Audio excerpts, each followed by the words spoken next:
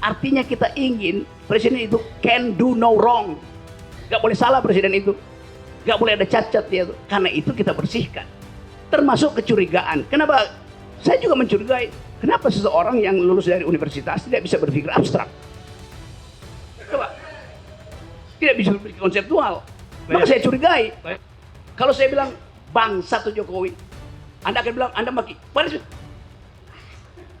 Orang itu lagi berbaring, memaki-maki kalimatnya bangsat. Tetapi sebetulnya dia lagi gembira.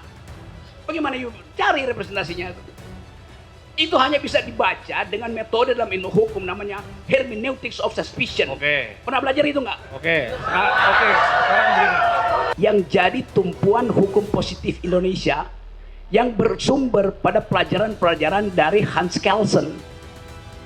Anda pasti belajar. Anda pernah belajar Hans Kelsen? Pernah. Nah, saya serius nih, karena ini positivisme hukum Indonesia dasarnya adalah teori Stephen Baum dari Hans Kelsen. Pak Jaksa pernah belajar? Ya, saya tanya jujur aja sebagai akademisi, pernah? Nggak belajar, susah, baru dengar. Kasus ini dari awal kasus politik. Bukan, karena yang dipersoalkan ada tokoh politik namanya Joko Widodo yang adalah presiden. Kalau Joko Widodo yang saya temuin tadi di sekolah 26, yang nggak ada soal. Ngapain?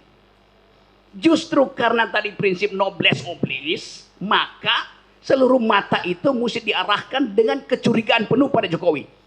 Itu dasarnya. Standar berpikirnya begitu. Anda tidak hadapi seorang warga negara terhadap warga negara yang lain, enggak, terhadap kedudukan noblesse oblige dari presiden. Artinya kita ingin presiden itu can do no wrong. Gak boleh salah presiden itu. Gak boleh ada cacat dia tuh. Karena itu kita bersihkan. Termasuk kecurigaan. Kenapa? Saya juga mencurigai. Kenapa seseorang yang lulus dari universitas tidak bisa berpikir abstrak? Coba. Tidak bisa berpikir konseptual. Maka saya curigai. Jawab pertanyaan saya tadi. Ketika saya menjelaskan tadi kasus itu tadi, jawaban saudara gimana? Ya. Karena memang filsafat. Logika apa tidak? Ya, memang kalau filsafat begini memang, Jadi karena ini ahli filsafat, jawabannya ya filsafat, Ya, silakan, Tolong penonton diam, tolong ya tertib ya, penonton tertib ya. Saya ingatkan penonton tertib, Ini sidang, tolong ya. Silakan dilanjutkan Pak Jaksa, silakan. Ya, oke.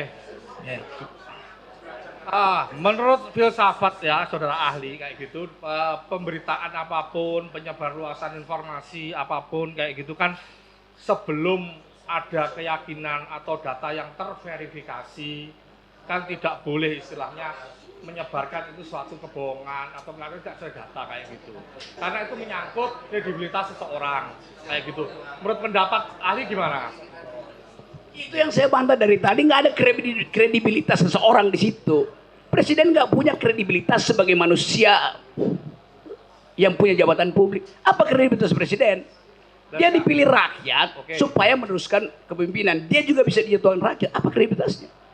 Intinya Anda mesti paham, di dalam hukum, person in law, yang adalah human dignity. Oke, saya lanjutkan ya. Bahwa dari konten podcast Mubahalah kedua orang, terus akhirnya yang membawa mereka ke persidangan hari ini, itu menimbulkan pro dan kontra di masyarakat, di medsos, di dunia maya. Saya tanyakan kepada saudara, dunia maya ini apakah sudah menjadi representasi dunia nyata pada saat ini? Sebelum itu saya tanya dulu, pro dan kontra itu baik nggak ada di dunia maya? Boleh, ada. Baik atau tidak?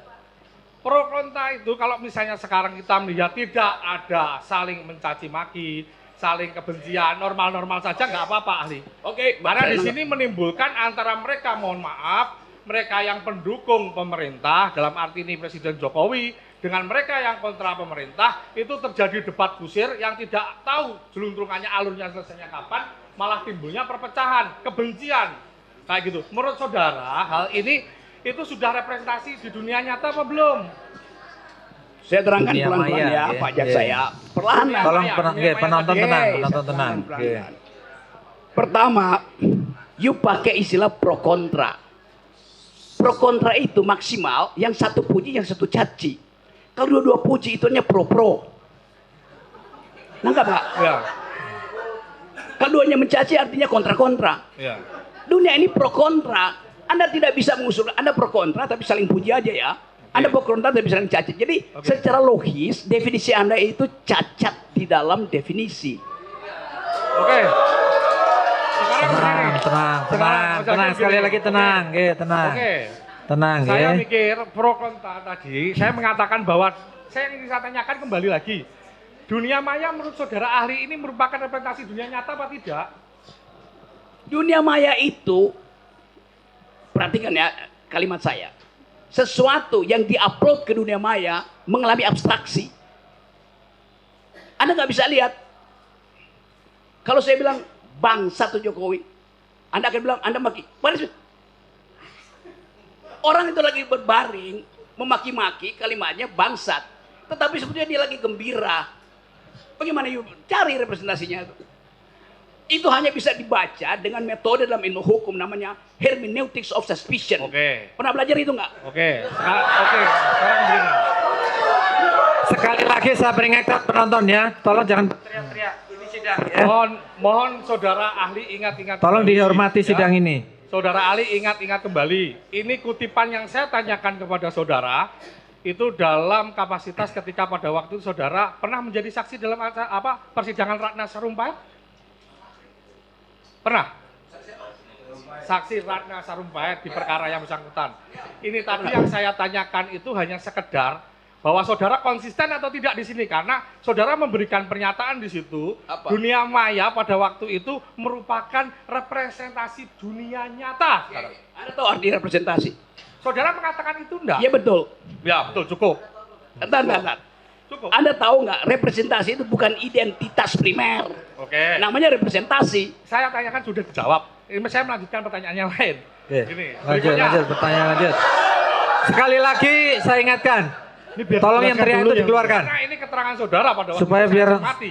efek Ayo. ini. Yang tadi sekedar itu ya cuma sekedar yang Anda bacakan. Panjang lebar saya terangkan di situ. Ini saya kutip. Oke, maksud ini kutip panjang lebarnya. Timbul pro kontra di masyarakat, di medsos, di dunia maya. Terus saudara menjelaskan dunia maya menurut saudara itu pada waktu itu representasi dari dunia nyata. Saya hanya menanyakan itu aja. Apakah itu pernyataan saudara pada waktu itu? Apakah itu pernyataan sepenggal apa selengkapnya? Loh, itu sudah istilahnya sudah kami lihat bahwa posisinya lengkap seperti itu. Kami mengutipnya lengkap. Saya terangkan pada waktu itu, Anda hanya bisa mengakses dunia maya sebagai representasi. Bisa bedain nggak? Dengan mengatakan, sebagaimana? Oke, silahkan saudara berkelit juga enggak apa-apa. Nih, kemudian Oke. Ini memang jawaban filsafat seperti ini, Ya. Pak Jaksa. Oke. Oke. Izin Jawaban yang mulia, filsafat. Oke. mohon ini Oke. ahli yang kami hadirkan. Oke. Kalau saudara jaksa tidak sependapat, silakan cari pertanyaan yang jawabannya diduga oke. sependapat. Oke. Tapi Oke. saya tidak terima ahli kami dinyatakan Oke. demikian, Enggak, tidak dalam forumnya. Sebentar, gantian. Sebentar. Dan justru ini mengkonfirmasi Sebentar, dendam oke. seorang jaksa. Enggak, gini sebentar. dendam di- Semua punya hak yang sama.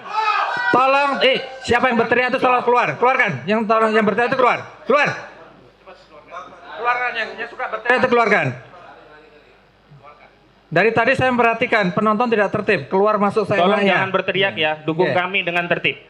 Kalau memang mendukung silakan dengan tertib.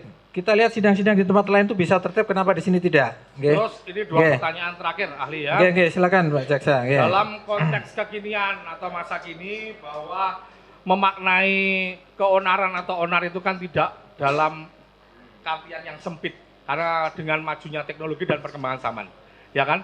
Yang ingin saya tanyakan, apakah keonaran atau keributan itu di dunia maya, medsos tadi, seperti yang saudara pernah saya tanyakan tadi, itu harus sifatnya itu harus fisik? Itu pertanyaan saya. Harus fisik atau enggak? Huru hara, pukul-pukulan, Maya. bakar-bakaran kayak gitu, ributan di dunia medsos, maya antara pro kontra, itu apakah bisa memenuhi kualifikasi keonaran atau onar? Itu namanya faulty reasoning, namanya red herring gitu. Anda Bisa di Indonesia kan? bisa, Anda bisa. Saya ajarin sedikit. Istilah filsafat soalnya harus diterangkan. Saya ajarin sedikit ya. Oke. Ini lagi sibuk orang nyari kambing hilang itu. Tiba-tiba sebelah sana datang tukang jual obat bilang bahwa saya jual obat yang bisa saudara masuk surga. Maka Anda pindah dari kerumunan ini, pindah ke situ. Itu namanya red herring. Mengambil atensi lain dari hal yang lagi dipercakapkan. Anda lakukan faulty argument itu. Anda sendiri bilang itu dunia maya. Lalu Anda bilang mesti ada kegiatan fisik nggak di dunia maya? Bagaimana mungkin dunia maya ada kegiatan fisik? Dan saya melihatnya kan itu kan tidak boleh dimaknai sempit sekarang dengan perkembangan teknologi dan begitu. Sudah, oke. Sebentar. Ini Oke. terakhir ini. Oke, silakan terakhir. Oke, ya. monggo. Dari saya. Oke. Ini kembali lagi tentang keonaran tadi. Pro kontra. Ya. Dari segi bahasa, menurut saudara, apakah bentuk suatu keonaran atau onar? Terus berikutnya, Ini filsafat, ahli filsafat ya, ini. Dari segi kegaduhan di filsafat. medsos, apakah bisa diartikan sebagai bentuk keonaran? Itu aja penegasan saja. Penegasan, ya. Monggo. Hukum itu dilakukan dengan dua maksud. Pertama, menuntut keadilan dengan segala macam versi. Kedua, menguji keadilan itu. Karena itu ada peran devil's advocate, advocatus diaboli, bahasa latinnya. Yang memang tugasnya membuat keonaran. Anda lakukan hal yang sama. Ini semua keonaran. Kan itu maksudnya. Iya nggak fisik. Tetapi nggak boleh.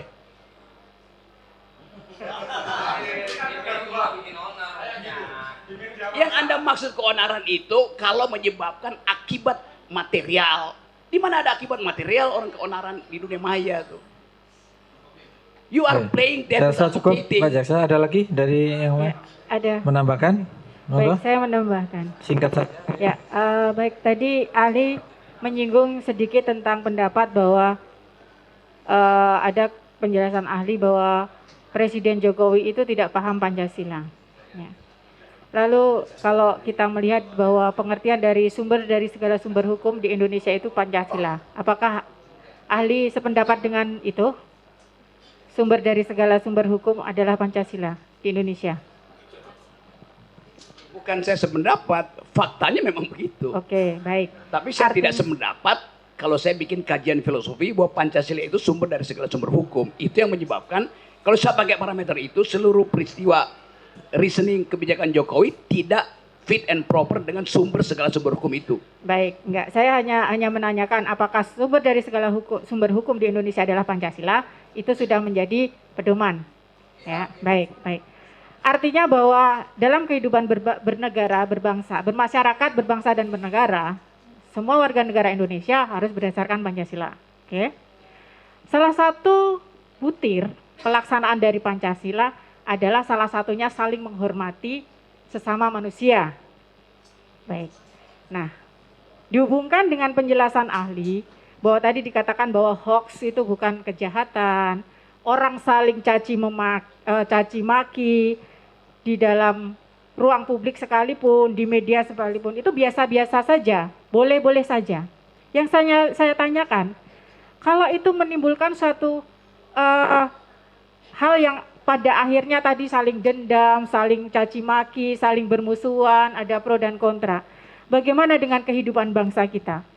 Bagaimana dengan pendidikan moral bangsa kita? Kita ini yang senior-senior ini kan memberikan edukasi kepada yang junior-junior. Kalau hal ini dibiarkan adanya caci maki, apalagi di ruang publik, bagaimana dengan moral anak-anak cucu kita nanti? Moral anak-anak kita lebih bagus dari moral Anda sebagai senior gitu. Ya. Saya terangkan ya. Saya terangkan.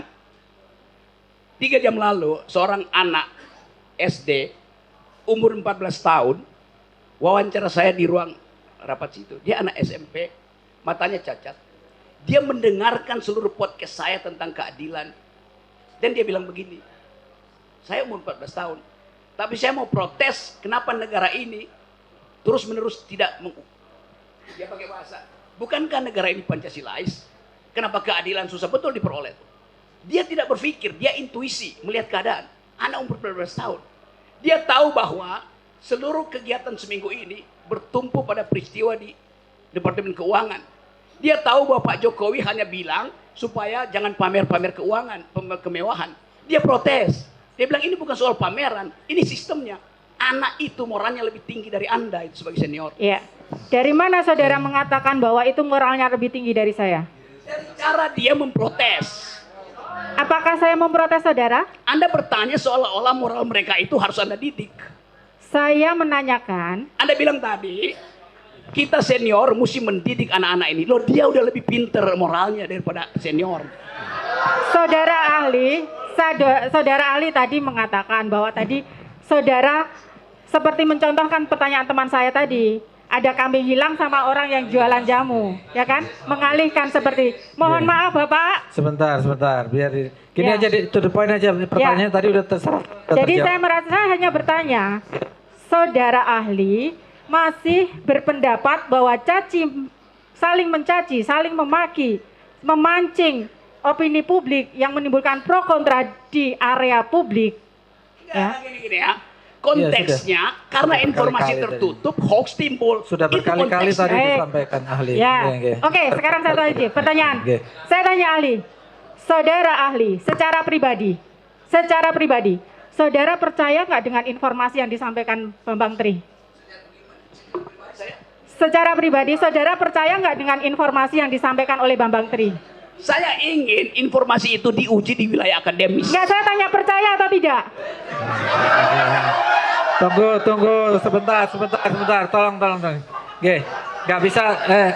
Saksi atau ahli tidak bisa dipaksa. Oke, baik, monggo. Ahli, monggo mau dijawab boleh, mau tidak jawab boleh. Oke, sebentar. Sudah saya rasa cukup, oke? Oke. Karena, oke, itu saya rasa tidak. Oke. Udah, saya rasa cukup nih. Tes. Izin yang mulia, bertanya. Mas ada? Masih yang mulia. To the point aja ya, supaya jangan berbelit-belit nih, supaya nggih. To the point aja nggih. Tadi ahli menjelaskan mengenai penerapan perbedaan hate speech antara di Eropa dan Amerika terhadap menghujat seorang wanita. Yang saya tanyakan, hal-hal apa saja yang mempengaruhi hal tersebut? Ya mungkin contohnya tadi hate speech, mungkin penerapan hukuman seperti orang menabrak babi di Papua dengan di Jawa itu kan berbeda, mungkin hukum adatnya. Hal-hal apa saja yang mempengaruhi hal tersebut? Seperti itu. Ini ya, hate speech itu istilah di dalam hukum internasional yang dikaitkan dengan persoalan masa lalu di mana satu kelompok itu dihinakan, itu dasarnya. Ini bukan soal local wisdom, salah lagi Anda tuh, nggak ada urusan dengan local wisdom. Kenapa begitu? Supaya memproteksi potensi itu berlangsung ke depan itu. Itu intinya tuh. Jadi kalau saya terangkan etimologi, genealogi dari soal-soal itu, saya mau beritahu bahwa sistem berpikir kita dibuat sedemikian rupa sehingga kita lupa bahwa sesuatu itu ada sejarahnya tuh. Termasuk KUHP yang baru itu. Kan kacau isinya kan. Karena nggak ngerti sejarah tentang hate speech itu. Jadi diterjemahan, oh hate speech artinya ujaran kebencian. Oh, hate speech itu kata utuh, nggak boleh diterjemahkan. Begitu terjemahkan, dia berubah menjadi fungsi untuk kita foto aja. Siapa yang yakin bahwa itu benar apa salah? Lo itu nalarnya ada di situ. Jadi saya kasih kritik bahkan ke pembuat undang-undang. Anda nggak baca sejarah intelektual dari demokrasi, dari hukum itu. Itu pentingnya di Fakultas Hukum diajaran intellectual history, legal philosophy. Itu. Jadi kalau saya layani pertanyaan begini, itu saya cuma bayangkan. Kalian di Fakultas Hukum belajar apa itu? Kalian belajar undang-undang, bukan hukum. Saya semua tahu ya, kalau kita semua belajar filsafat, jadi Pak Jaksa, Pak pengacara juga tahu. Mungkin jawaban yang disampaikan oleh ahli mungkin saja tidak sesuai dengan apa yang kita pikirkan kan. Karena jawaban filsafat itu memang begitu. Tapi sudah cukup ya saya rasa untuk Jaksa. Cukup ya?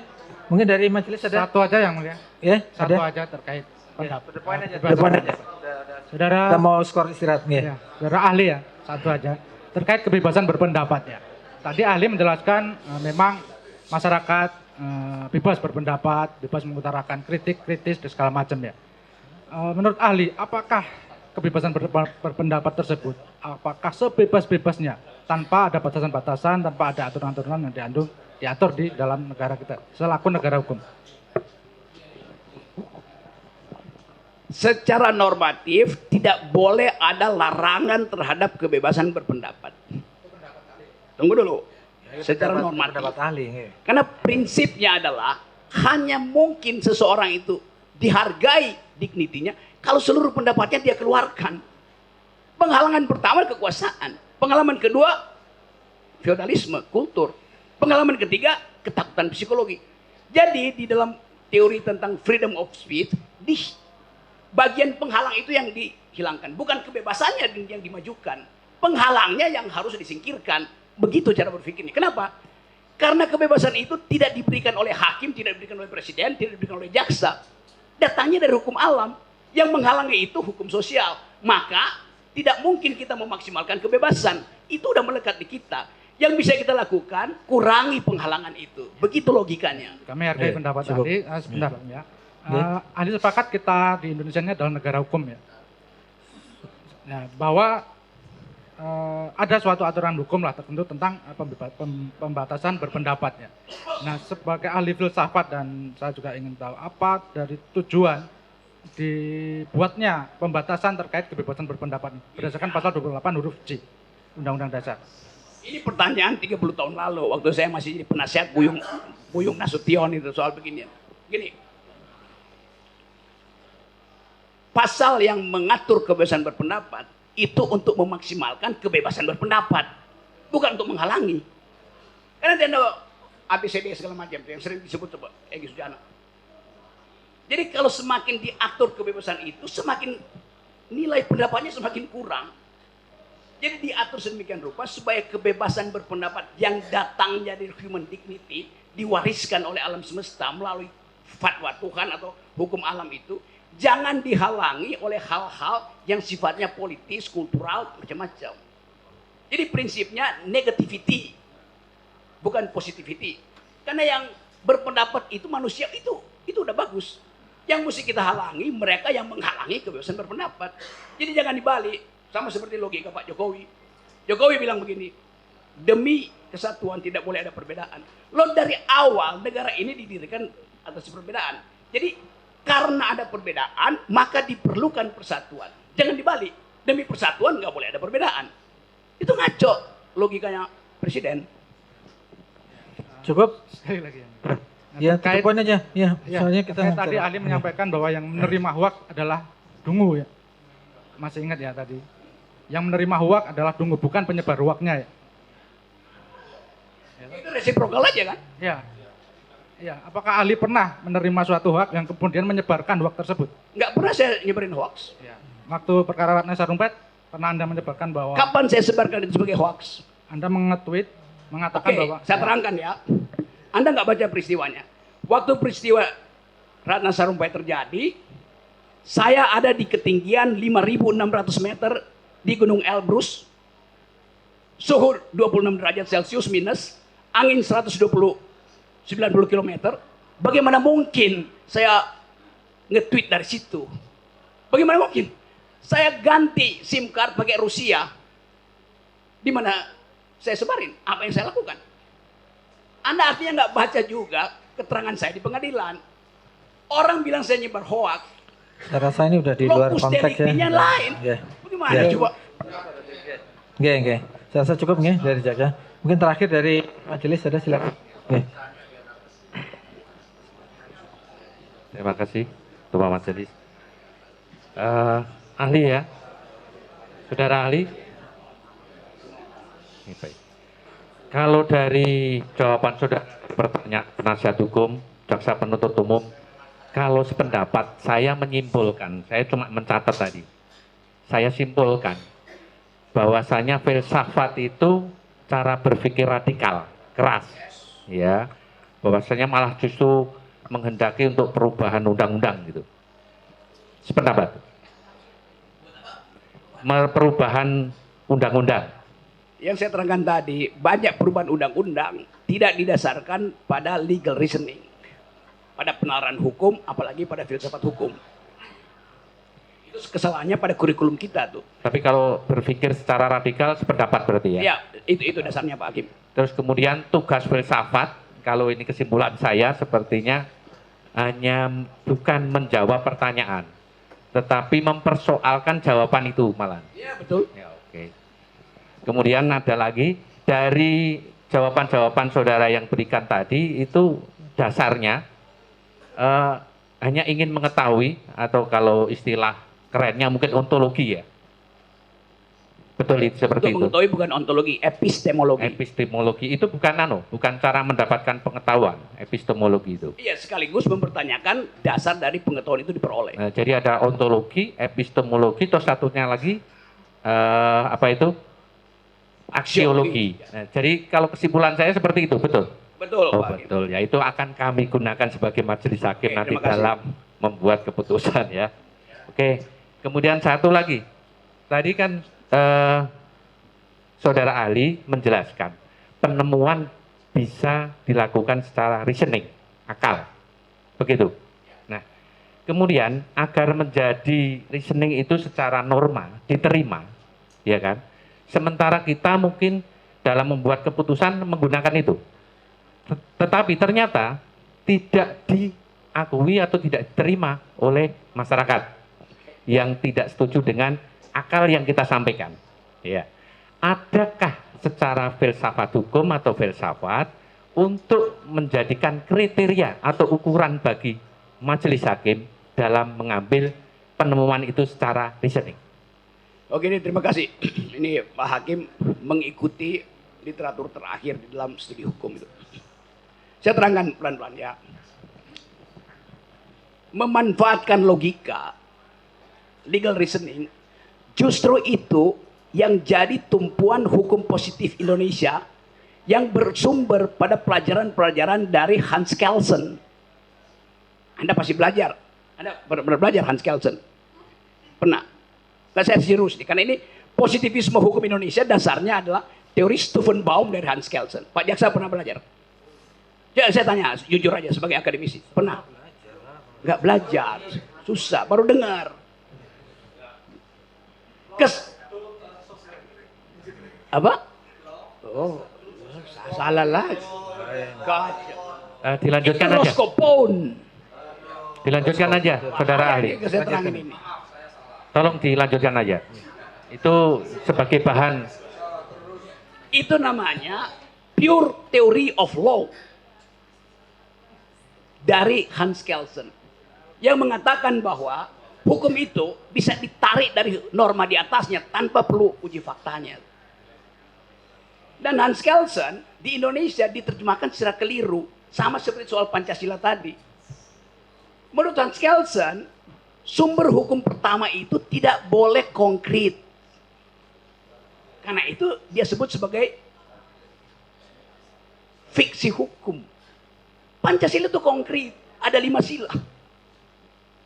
Pancasila itu konkret, ada tanggal lahirnya.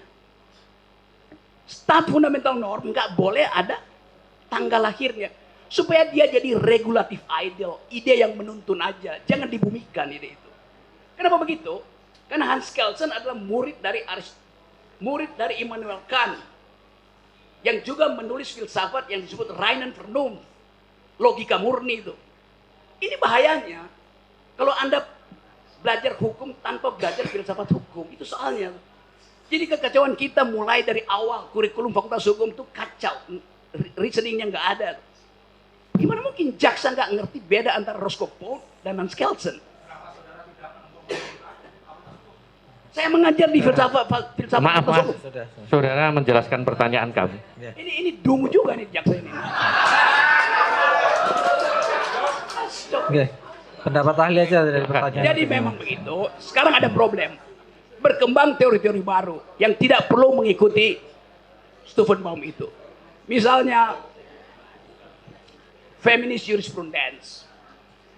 Diterjemahkan secara bahasa Indonesia aja. Feminist jurisprudence itu, ini nggak usah dengar nih.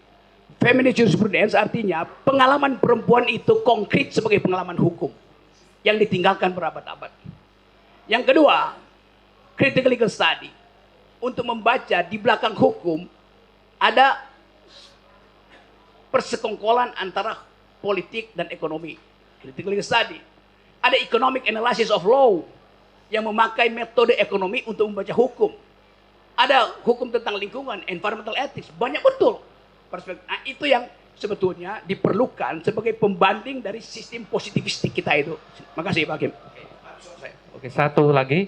Lah, untuk melindungi kami selaku majelis hakim dari hukum formil secara filsafat hukum bisa saudara berikan. Saya percaya bahwa akses kita terhadap teori, terhadap pengetahuan di luar bertumbuh melalui tadi sosial media tuh. Tentu Pak Hakim kalau pergi ke luar negeri, bertemu dengan hakim-hakim di luar negeri, kita bisa bandingkan bahwa sistem Anglo-Saxon pun mulai membicarakan hal-hal yang sifatnya filosofis. Yang tadinya dia nggak peduli itu. Dia cuma peduli prinsip stare decisis. Tapi sekarang karena ada krisis lingkungan, orang belajar lagi tentang dasar-dasar filsafat hukum yang memungkinkan manusia itu diolah di dalam kapasitas sebagai warga, bukan sekedar warga negara, tapi warga bumi itu. Jadi etik lingkungan itu tumbuh secara bagus sekarang. Dan itu mempengaruhi juga sistem hukum ekonomi. Di Davos kemarin bulan Januari ada keputusan bagus bahwa pertumbuhan ekonomi tidak boleh lagi dilindungi oleh hukum positivistik yang pro akumulasi itu. Ada hukum baru tentang lingkungan, solidarity, human solidarity. Jadi semua peralatan hukum kita harusnya kita revisi itu. Karena keadilan itu evolve, keadilan itu in the making, keadilan itu tidak konstan. Jadi bagian ini yang terima kasih betul karena Pak Hakim artinya mengundang saya untuk memberi ceramah tentang perkembangan ilmu hukum. Terima kasih. Oke, saya rasa cukup ya. Saya tidak bertanya, cuma mohon kepada majelis hakim boleh. Oke. Mengambil kesempatan saya. Oke, apa itu? Saya tidak mengambil kesempatan saya. Tadi saya mendapat sedikit ilmu dari ahli tentang background belief. Jadi kita biasakan istilah, mohon majelis hakim bukan mengajari. Setelah ini ada persidangan dan selanjutnya jangan pakai istilah penonton. Karena dalam KUHP itu tidak ada istilah penonton. Supaya jangan image juga ini jadi kita semua adalah tontonan.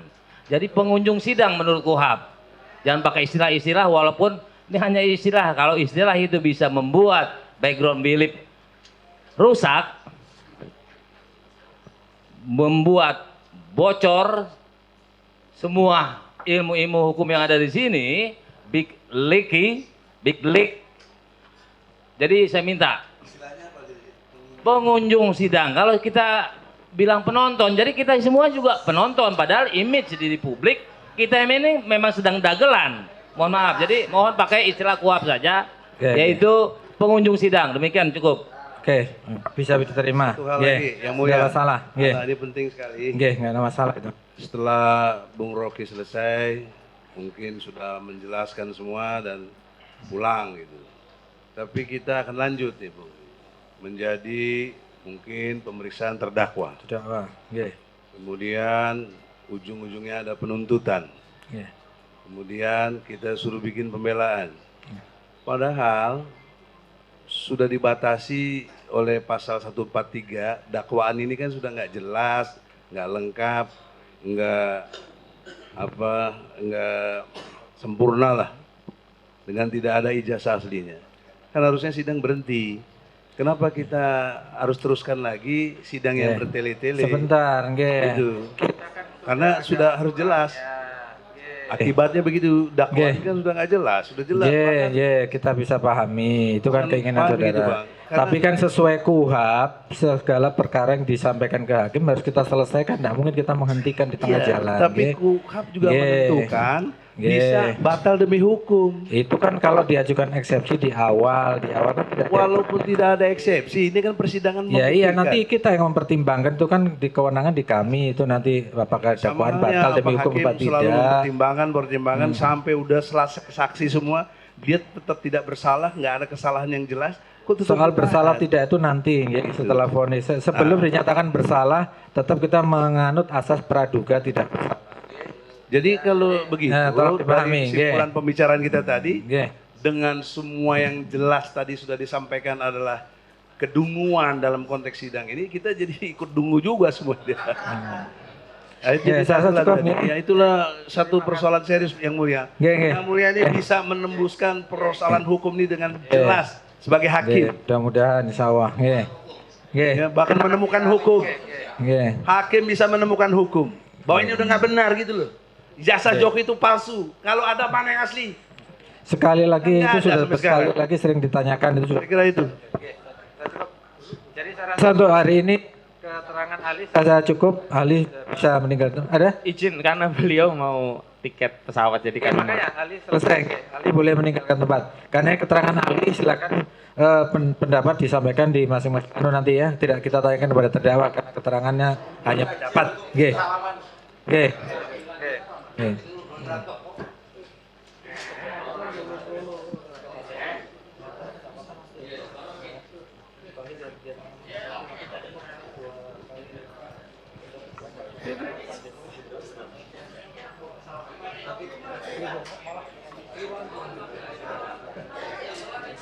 Silakan Mas Julius.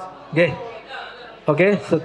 Oke, setelah tolong pengunjung sidang tolong yang keluar ya, di luar. Kalau memang mau berkomentar di luar ya.